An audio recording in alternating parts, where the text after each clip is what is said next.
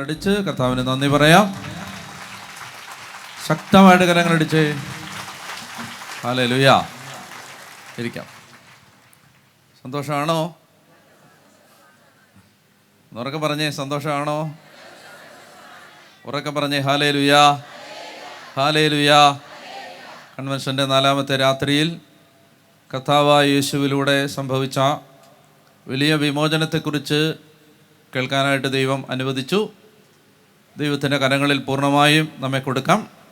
ദൈവം അതിശക്തമായ വിടുതൽ, വിമോചനം തരാൻ ആഗ്രഹിച്ച് പ്രാർത്ഥിക്കാം. ഹല്ലേലൂയ.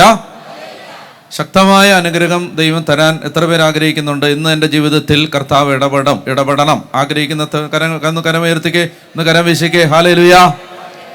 അപ്പോൾ അതുകൊണ്ട് അതിന് ദൈവത്തിൻ്റെ ആത്മാവ് പകർന്നു തരുന്ന ഒരു വചനം പെട്ടെന്ന് വായിക്കാം. ഹെബ്രായ ലേഖനത്തിൻ്റെ 12-ാം അധ്യായത്തിൻ്റെ 14-ാമത്തെ വാക്യം. ഹെബ്രായ ലേഖനത്തിൻ്റെ 12-ാം അധ്യായത്തിൻ്റെ 14 മുതലുള്ള തിരുവചനം വായിക്കാം. എല്ലാവരോടും സമാധാനത്തിൽ വർത്തിച്ച് വിശുദ്ധിക്ക് വേണ്ടി പരിശ്രമിക്കണം. ഹല്ലേലൂയ. അതായത് എല്ലാവരോടും സമാധാനത്തിൽ വർത്തിച്ച് വിശുദ്ധിക്ക് വേണ്ടി പരിശ്രമിക്കണം.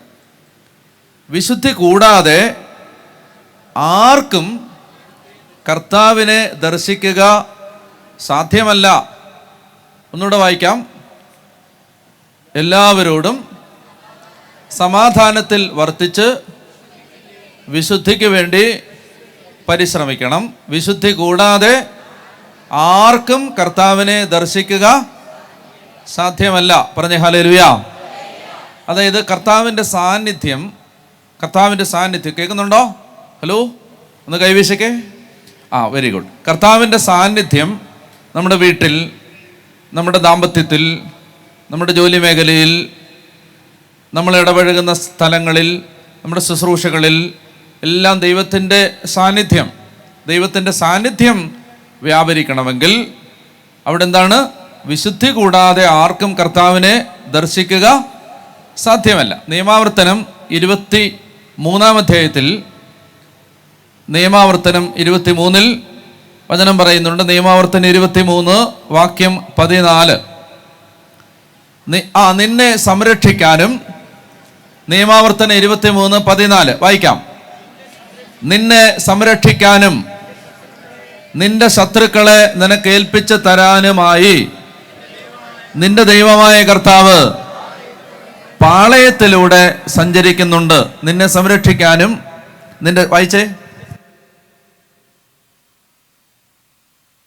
നിന്നെ സംരക്ഷിക്കാനും നിന്റെ ശത്രുക്കളെ നിനക്ക് ഏൽപ്പിച്ച് തരാനുമായി നിന്റെ ദൈവമായ കർത്താവ് പാളയത്തിലൂടെ സഞ്ചരിക്കുന്നുണ്ട്.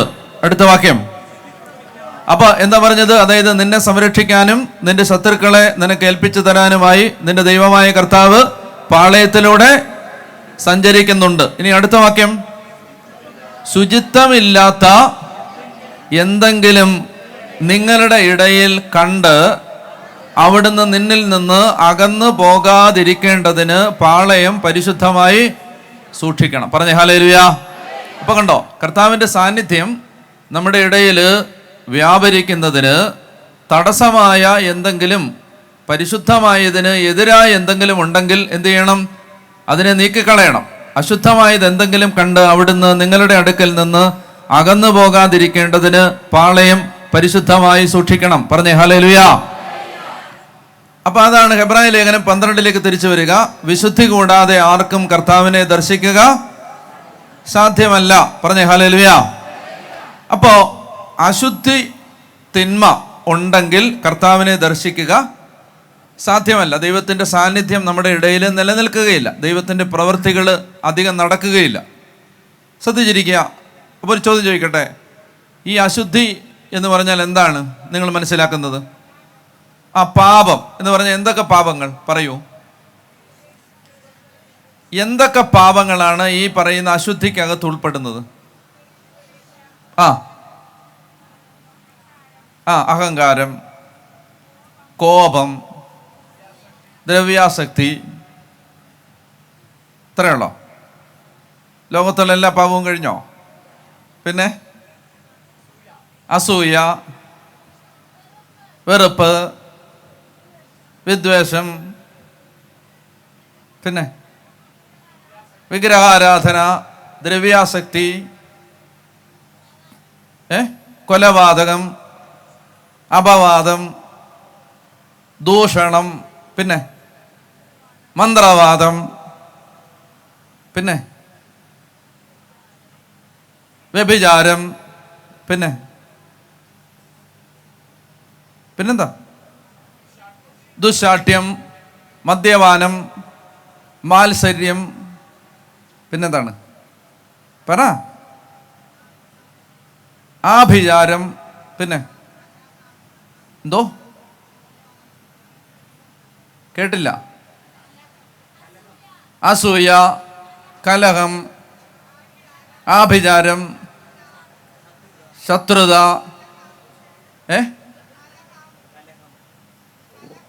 കലഹം പിന്നെ ഇപ്പം 5ാമത്തെ തവണയാണ്.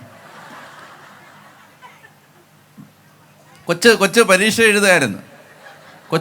എഴുതുമായിരുന്നു. വെള്ളത്തിലും കരയിലും ജീവിക്കുന്ന ജീവി തവള, മറ്റൊരു ജീവി, മറ്റൊരു തവള. കലഹം ഇപ്പം 5ാമത്തെ തവണയാണ്. പിന്നെ മധുരോത്സവം, പിന്നെന്താണ് മധുരോത്സവം, പിന്നെ ബാക്കി അച്ഛൻ പറഞ്ഞാലോ. ദുർമോഹം. ഓക്കെ, പറഞ്ഞേ ഹല്ലേലൂയ. അപ്പൊ ഇവിടെ പറയുകയാണ്, വിശുദ്ധി കൂടാതെ ആർക്കും കർത്താവിനെ ദർശിക്കുക സാധ്യമല്ല. ഒരു പ്രത്യേക പാപത്തെ മനസ്സിൽ വെച്ചുകൊണ്ടാണ് ഇവിടെ ഈ ലേഖനകർത്താവ് പറയുന്നത്. എന്താണ് ആ പാപം? വായിക്കാം. ദൈവകൃപ, അടുത്ത വാക്യം ഹെബ്രായർ 12:15 വായിക്കാം. ദൈവകൃപ ആർക്കും നഷ്ടപ്പെടാതിരിക്കാൻ ശ്രദ്ധിക്കണം. പറഞ്ഞേ ഹല്ലേലൂയ. അതായത് ഒരു ദൈവത്തിൻ്റെ കൃപ നമ്മുടെ ഇടയിൽ ഓപ്പറേറ്റ് ചെയ്താൽ മാത്രമേ കർത്താവിൻ്റെ പ്രവൃത്തികൾ നടക്കത്തുള്ളൂ. അപ്പോൾ ഈ ദൈവകൃപ ചോർന്നു പോകാതിരിക്കാൻ ശ്രദ്ധിക്കണം. എന്നിട്ട് അദ്ദേഹം പറയുകയാണ്, ഒരു പ്രത്യേക പാപം ഉണ്ടെങ്കിൽ അവിടെ ദൈവകൃപ സമ്പൂർണമായും നഷ്ടപ്പെടും. ഏതാണ് ആ പാപം? അതാണ് വിദ്വേഷം. പറഞ്ഞേ ഹല്ലേലൂയ. വിദ്വേഷത്തിൻ്റെ വേര് വളർന്ന് ഉപദ്രവം ചെയ്യാതിരിക്കാൻ സൂക്ഷിക്കണം. വിദ്വേഷം മൂലം പലരും അശുദ്ധരായി തീർന്നു. അപ്പൊ കേൾക്കുന്നുണ്ടോ? അതായത് നമ്മുടെ ഇടയിൽ, നമ്മുടെ കുടുംബങ്ങളിൽ, ദാമ്പത്യത്തിൽ, മക്കളിൽ, തലമുറകളിലെല്ലാം കർത്താവിൻ്റെ ആത്മാവ് പ്രവർത്തിക്കുന്നതിന് തടസ്സം നിൽക്കുന്ന ഒരു പ്രധാനപ്പെട്ട അരൂപിയാണ് എന്ത്? വിദ്വേഷത്തിന്റെ, വെറുപ്പിന്റെ അരൂപി. പറഞ്ഞേ ഹല്ലേലൂയ. പറഞ്ഞേ ഹല്ലേലൂയ. അപ്പൊ അതുകൊണ്ട് ഈ വെറുപ്പിന്റെ, കലഹം, മാത്സര്യം, വിദ്വേഷം, പിണക്കം, അതെവിടെ കിടപ്പുണ്ടെങ്കിലും അവിടെ ദൈവത്തിൻ്റെ ആത്മാവ് പ്രവർത്തന നിരതമാവുകയില്ല. ദൈവത്തിൻ്റെ ആത്മാവ് നിർജീവമായിരിക്കും വിദ്വേഷം കിടക്കുന്നിടത്ത്. അപ്പൊ അതുകൊണ്ട് എല്ലാ പിണക്കങ്ങളും അവസാനിപ്പിക്കണം. പറഞ്ഞേ ഹല്ലേലൂയ. പറഞ്ഞേ ഹല്ലേലൂയ. പിണക്കം അവസാനിപ്പിക്കേണ്ടത് നിങ്ങൾ മനസ്സിലാക്കിയിരിക്കണം, നമ്മുടെ ഉത്തരവാദിത്തമാണ്. നമ്മൾ അനുഗ്രഹിക്കപ്പെടണമെങ്കിൽ നമ്മൾ ആരോടും വിദ്വേഷത്തിലോ പിണക്കത്തിലോ ഇരിക്കാൻ പാടില്ല. പറഞ്ഞേ ഹല്ലേലൂയ. അപ്പൊ നമ്മൾ എവിടെ പിണക്കത്തിലിരുന്ന്, എവിടെ നമ്മൾ വൈരാഗ്യത്തിലും പകയിലും പ്രതികാര ചിന്തകളിലും ഇരുന്നാലും അവിടെ പരിശുദ്ധാത്മാവിന്റെ ഒരു പ്രവർത്തനവും നമുക്ക് കാണാൻ പറ്റില്ല. പറഞ്ഞേ ഹല്ലേലൂയ. പറഞ്ഞേ ഹല്ലേലൂയ. അപ്പൊ അതുകൊണ്ട് വളരെ വളരെ വളരെ ശ്രദ്ധിക്കണം. അതുകൊണ്ട് ഈ കൺവെൻഷൻ തീരുന്നതിന് മുമ്പ് എല്ലാ പിണക്കങ്ങളും അവസാനിപ്പിച്ചാൽ നിങ്ങൾക്ക് മനോഹരമായ ദൈവത്തിൻ്റെ ചില ഇടപെടലുകൾ നിങ്ങളുടെ ജീവിതത്തിൽ കാണാൻ പറ്റും.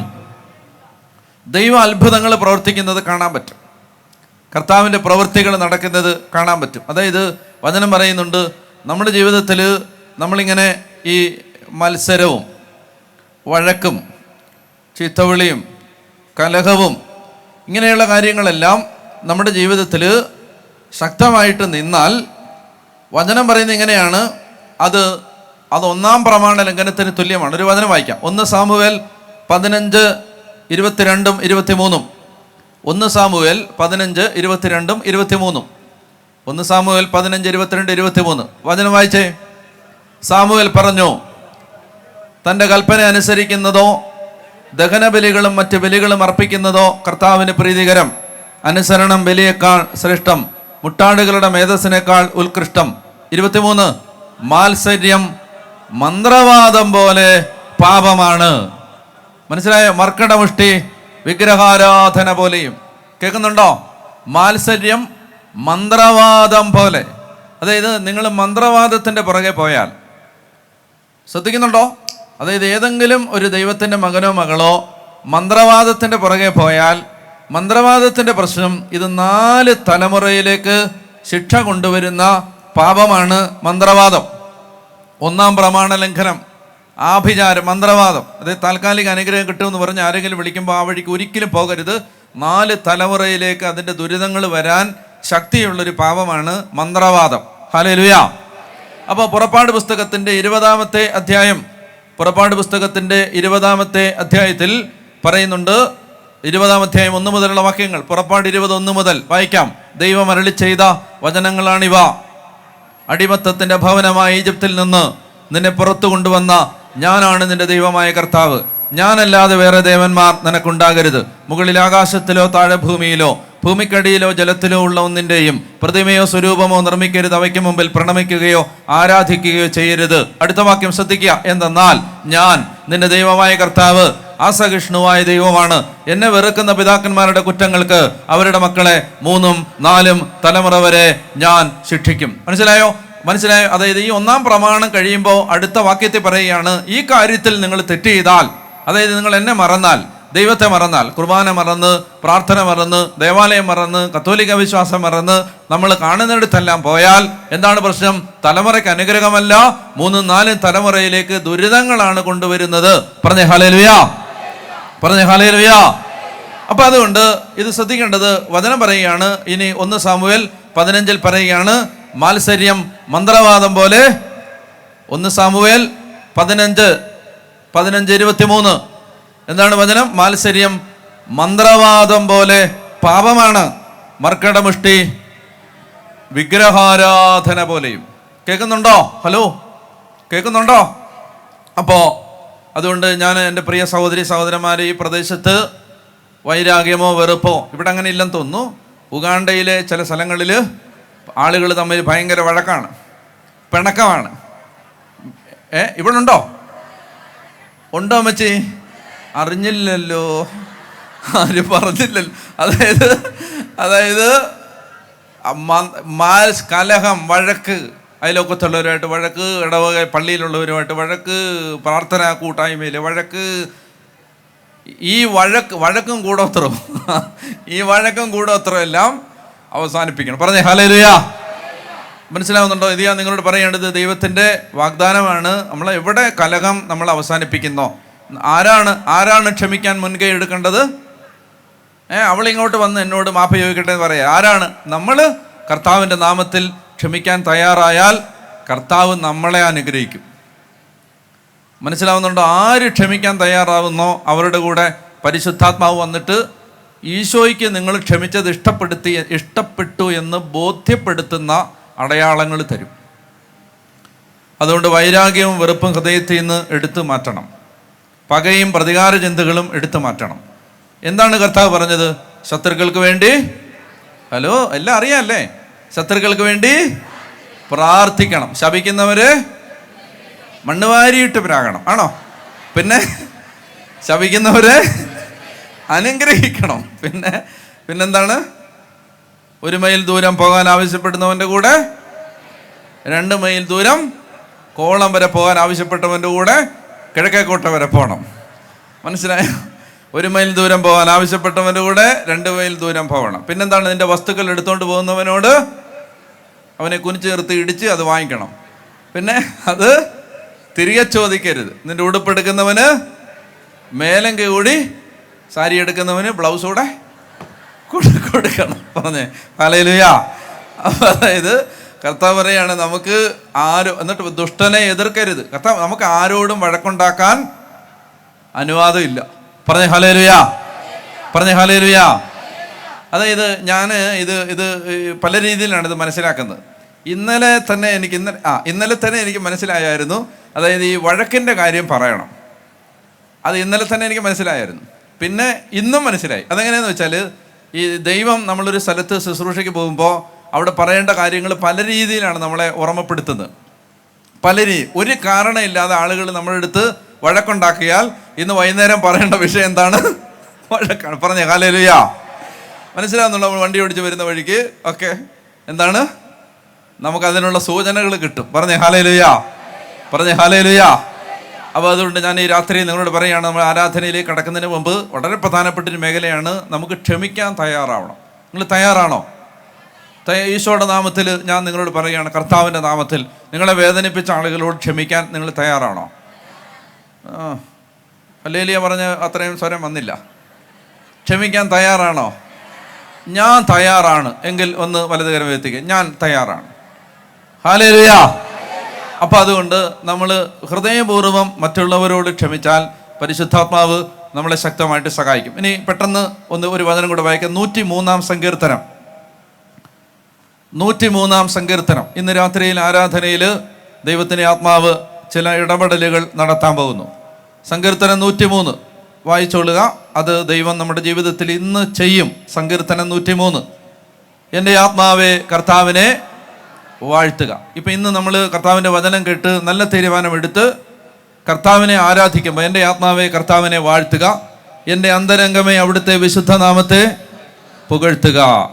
എൻ്റെ ആത്മാവെ കർത്താവിനെ വാഴ്ത്തുക, എൻ്റെ അന്തരംഗമേ അവിടുത്തെ വിശുദ്ധ നാമത്തെ. ഇന്ന് ഈ തീരുമാനമെടുത്തിട്ട് കർത്താവിനെ വാഴ്ത്തുകയും പുകഴ്ത്തുകയും ആരാധിക്കുകയും ചെയ്യുമ്പോൾ, അടുത്ത വാക്യം, എൻ്റെ ആത്മാവെ കർത്താവിനെ വാഴ്ത്തുക, അവിടുന്ന് നൽകിയ അനുഗ്രഹമൊന്നും. അതായത് എപ്പോഴും നമ്മൾ പ്രാർത്ഥിക്കുമ്പോൾ ദൈവം ചെയ്തു തന്ന നന്മകളും അനുഗ്രഹങ്ങളും എടുത്തെടുത്ത് പറഞ്ഞ് കർത്താവിന് നന്ദി പറഞ്ഞ് പ്രാർത്ഥിക്കണം. അത് ദൈവത്തെ സ്തുതിക്കുന്നതിൻ്റെ ഒരു വിധമാണ്. ദൈവം ചൊരിഞ്ഞ നന്മകളും അനുഗ്രഹങ്ങളും എടുത്തു പറഞ്ഞ് ദൈവത്തെ ആരാധിക്കണം. ഇനി അടുത്ത വാക്യം, അങ്ങനെ ചെയ്യുമ്പോൾ എന്താണ്?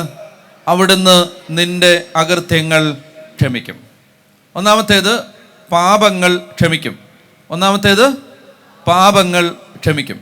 ദൈവത്തെ ഹൃദയം നൊന്ത് ആരാധിക്കുമ്പോൾ, ദൈവത്തിൽ വിശ്വാസം അർപ്പിച്ച് പ്രാർത്ഥിക്കുമ്പോൾ, ഒന്ന്, നമ്മുടെ ജീവിതത്തിൽ ഉണ്ടായിട്ടുള്ള പാപങ്ങളും അപരാധങ്ങളും കുറവുകളും ദൈവം ക്ഷമിക്കും. ഒന്നാമത്തേത്. രണ്ടാമത്തേത്, നിന്റെ രോഗങ്ങൾ സുഖപ്പെടുത്തും. ഇന്ന് 100 കണക്കിന് രോഗികൾ സുഖപ്പെടും യേശുവിൻ്റെ നാമത്തിൽ. 100 കണക്കിന് രോഗികൾ ഇന്ന് ഈ ആലയത്തിൽ ആരാധനയുടെ സമയത്ത് സൗഖ്യം പ്രാപിക്കും. പറഞ്ഞേ ഹല്ലേലൂയ. കർത്താവ് പറയാണ്, ഞാൻ നിന്റെ രോഗം, അതായത് എഴുതപ്പെട്ട വചനത്തിൽ ദൈവം നുണ പറയില്ല. ഒരു കാര്യം ഇപ്പം നമ്മൾ സുവിശേഷം പ്രസംഗി എഴുന്നേറ്റ് നിൽക്കുമ്പോൾ ആത്മാവിൽ ഒരു കാര്യം ദൈവം ഒരു വചനം വെളിപ്പെടുത്തിയാൽ അത് അവിടെ സംഭവിക്കാനുള്ള വചനമാണ്. പറഞ്ഞേ ഹല്ലേലൂയ. മനസ്സിലാവുന്നുണ്ടോ? അത് അവിടെ അപ്പോൾ ദൈവം ചെയ്യാൻ പോകുന്ന വചനമാണ് ദൈവം വെളിപ്പെടുത്തി തരുന്നത്. അപ്പോൾ അതുകൊണ്ട് സങ്കീർത്തനത്തിൽ പറയുകയാണ്, ഒന്ന്, നിന്റെ പാപം ക്ഷമിക്കും. രണ്ടാമത്തേത്, നിന്റെ രോഗങ്ങൾ സുഖപ്പെടുത്തും. 3, അവിടുന്ന് നിന്റെ ജീവനെ പാതാളത്തിൽ നിന്ന് രക്ഷിക്കും. മനസ്സിലായി? അവിടുന്ന് നിന്റെ ജീവനെ പാതാളത്തിൽ നിന്ന് രക്ഷിക്കും. അടുത്ത വാക്യം, അവിടുന്ന് സ്നേഹവും കരുണയും കൊണ്ട് നിന്നെ കിരീടമണിയിക്കും. അവിടുന്ന് സ്നേഹവും കരുണയും കൊണ്ട് നിന്നെ കിരീടമണിയിക്കും. തയ്യാറാണോ? ഇന്ന് അതിശക്തമായ ദൈവസ്നേഹാനുഭവം അനേകം പേരുടെ ജീവിതത്തിൽ പരിശുദ്ധാത്മാവ് തരും. ഞാൻ ഇന്ന് പ്രഭാതം മുതൽ എൻ്റെ ഹൃദയത്തിൽ ശക്തമായ ദൈവത്തിൻ്റെ ആത്മാവിൻ്റെ ഓർമ്മപ്പെടുത്തലുണ്ട്. അതായത് ഒറ്റയ്ക്കൊറ്റയ്ക്ക് ആരാഗ്രഹിച്ച് പ്രാർത്ഥിക്കുന്ന അവർ ജീവിതത്തിൽ ഇന്ന് വരെ അനുഭവിച്ചിട്ടില്ലാത്ത ദൈവ സാന്നിധ്യവും ദൈവത്തിൻ്റെ കൃപയും ഈ രാത്രിയിൽ ദൈവം അവരെ അനുഭവിക്കാൻ ഇടയാക്കും. കർത്താവ് ഇടപെടും. അതുകൊണ്ട് നിങ്ങൾ ഇത് വെറുവാക്കല്ല. ഇന്ന് നിങ്ങൾ എവിടെ ഈ പന്തലിൽ ഞാൻ നിങ്ങളോട് പറയുകയാണ്, പരിശുദ്ധവാൻ എഴുന്നള്ളിച്ച് വെക്കുമ്പോൾ സാധിക്കുന്നിടത്തോളം ഈശോയുടെ അടുത്തേക്ക് ഈ ഒഴിവുള്ള സ്ഥലങ്ങളിലെല്ലാം വന്ന് ഗ്യാപ്പെല്ലാം ഫില്ല് ചെയ്ത് നിന്ന് ദിവ്യകാരുണ്യത്തെ നോക്കി നിങ്ങൾ ആരാധിക്കണം. കണ്ണടച്ച് പ്രാർത്ഥിക്കണം. നമ്മൾ ആരാധന തുടങ്ങി പരിശുദ്ധ പരമ ദിവ്യകാരുണ്യത്തിന് പറയുന്നത് വരെ കണ്ണ് തുറക്കാതെ ആരാധിക്കണം. ആരാധിക്കുന്ന സമയത്ത് നോക്കി നിൽക്കെ ദൈവത്തിൻ്റെ ശക്തി, അപരിമേയമായ ശക്തി ഇറങ്ങി വന്ന് വ്യാപരിക്കും. ഹല്ലേലൂയ. പറഞ്ഞേ ഹല്ലേലൂയ. ഒരു അഭിഷേകത്തിൻ്റെ കാറ്റ് ഈ അന്തരീക്ഷത്തിൽ വീശുന്നുണ്ട്. അതേത് സമയത്തും ഇന്ന് നിന്റെ മേൽ ആഞ്ഞടിക്കാൻ തയ്യാറായിട്ട് നിൽക്കുന്നൊരു കാറ്റാണ്. നീ ഹൃദയം തുറക്കാൻ തയ്യാറായാൽ, നീ ഇത് വിശ്വസിക്കാൻ തയ്യാറായാൽ ഇന്ന് നിന്റെ ജീവിതത്തിൽ അതിശക്തമായൊരു ദൈവാനുഭവം ഉണ്ടാവും. ഹല്ലേലൂയ. പറഞ്ഞേ ഹല്ലേലൂയ. നിന്നെ മാറ്റിമറിക്കുന്ന ഒരു ദൈവശക്തി ഈ രാത്രിയിൽ നിന്റെ മേൽ ആഞ്ഞടിക്കും. ഹല്ലേലൂയ. അപ്പം അതുകൊണ്ട് ശക്തമായിട്ട് അവിടുന്ന് സ്നേഹവും കരുണയും കൊണ്ട് നിന്നെ കിരീടമണിയിക്കും. നിന്റെ യൗവനം കഴുകൻ്റേതുപോലെ നവീകരിക്കപ്പെടാൻ വേണ്ടി നിന്റെ ജീവിതകാലം അത്രയും നിന്നെ സംതൃപ്തനാക്കും. ഒരു ദിവസത്തേക്ക് 10 ദിവസത്തേക്ക് 10 മാസത്തേക്ക് 10 വർഷത്തേക്കുള്ള സംതൃപ്തിയും സന്തോഷവും സമാധാനമല്ല ദൈവം തരാൻ പോകുന്നത്. ആ ജീവനാന്തം മരിക്കുന്നത് വരെ സമാധാനത്തോടെ സംതൃപ്തിയോടെ ജീവിക്കാൻ നിന്റെ ദൈവമായ കർത്താവ് ഹൃദയത്തിൽ ആനന്ദത്തിന്റെ തൈലം പുരട്ടും. ദൈവം അതിശക്തമായ ഇടപെടലുകൾ നടത്തും. ഹല്ലേലൂയ. പറഞ്ഞേ ഹല്ലേലൂയ. ഇനി 103 സങ്കീർത്തനത്തിന്റെ 19 വാക്യം. സങ്കീർത്തനം 103 വാക്യം 19. കർത്താവ് തന്റെ സിംഹാസനം സ്വർഗത്തിൽ സ്ഥാപിച്ചിരിക്കുന്നു, എല്ലാവരും അവിടുത്തെ രാജകീയ അധികാരത്തിന്റെ കീഴിലാണ്. കർത്താവ് തന്റെ സിംഹാസനം സ്വർഗത്തിൽ സ്ഥാപിച്ചിരിക്കുന്നു, എല്ലാവരും അവിടുത്തെ രാജകീയ അധികാരത്തിന്റെ കീഴിലാണ്. പറഞ്ഞേ ഹല്ലേലൂയ. ഇങ്ങനെ ശ്രദ്ധിക്കണം, ഇങ്ങനെ സ്വർഗത്തിൽ സിംഹാസനം ഇട്ടിരിക്കുന്ന കർത്താവ് മനുഷ്യന്റെ ഇടയിൽ സിംഹാസനം ഇട്ടിരിക്കും. എപ്പോഴെന്നറിയാമോ?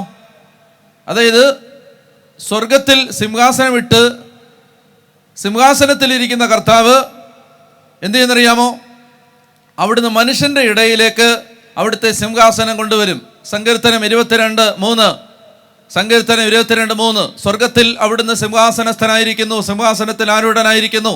എന്നാൽ 22 സങ്കീർത്തനത്തിന്റെ 3 വാക്യം പറയുന്നു, ഇസ്രായേലിന്റെ സ്തുതിയുടെ സിംഹാസനത്തിൽ ഉപവിഷ്ടനായിരിക്കുന്നവനെ അങ്ങ് പരിശുദ്ധനാണ്. ഒരു ദൈവ പൈതല് ദൈവത്തെ സ്തുതിക്കുന്ന സമയത്ത് സ്വർഗത്തിൽ സിംഹാസനമിട്ട് ആരൂഢനായിരിക്കുന്ന ദൈവം ആ സിംഹാസനത്തിൽ നിന്നിറങ്ങി സ്തുതിയുടെ സിംഹാസനത്തിലേക്ക് ഇറങ്ങി വരും. സ്തുതിക്കുന്നവന്റെ നടുവിലേക്ക് ദൈവം ഇറങ്ങി വരും. പറഞ്ഞ ഹല്ലേലൂയ.